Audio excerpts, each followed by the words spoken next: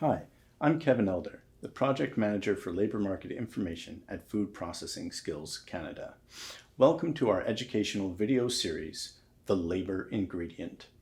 In this episode, we'll be talking about workforce solutions.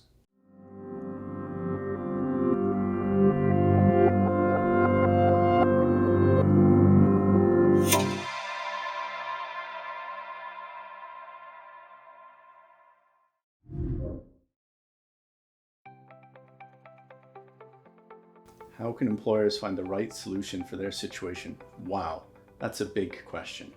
I would start by finding the labor market information for your local labor pool.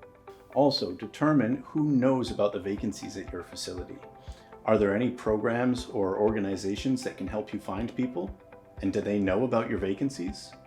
Once you know who is available to work in your region, if any are, and what programs and supports are available to you, then you can plan for how to access your local labor pool and determine whether you qualify for any of the programs or there's organizations to help you, or if you need to expand your search area.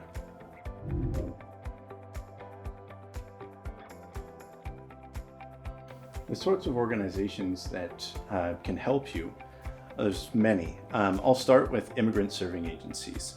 Most regions have a local immigrant serving agency. There's thousands of them across the country. If there's not one in your community, there's probably one in your province that covers your area. The purpose of the immigrant serving agencies is to help immigrants adjust to life in Canada, and that includes getting them ready to join the workforce, so it's important they know about your vacancies.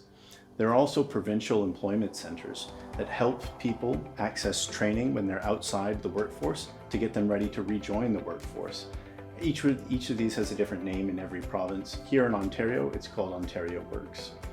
And beyond that, there's a federal program of employment centres. There's 828 of them across the country. You can find one near you. The link for that site is in the description below.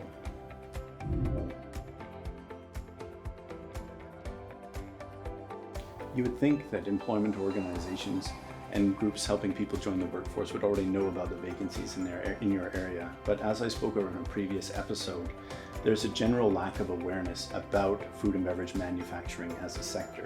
And sadly, that extends to these organizations as well, which is why it's essential that you tell them about how many people you need, what are the roles that you need filled, what are the skills that are required to fill those roles, what your sector is like, what your community is like, even what your commute is like. Filling in these knowledge gaps helps job seekers and employment organizations better understand the vacancies that you have. If you need help articulating the roles that you have, look to Food Processing Skills Canada's Food Skills Library. It documents hundreds of skills for hundreds of roles across the industry and can help you describe what it is that you're looking for. If you're not sure how to sell your sector or your community, reach out to a sector organization or to your local Chamber of Commerce. They'll have information that can help you.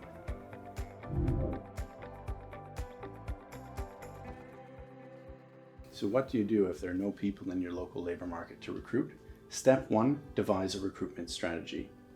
There might be people within your own province that are willing to relocate. Determine what your regional advantages are. It could be anything. For example, home ownership. A lot of young people today feel that home ownership is out of reach for them.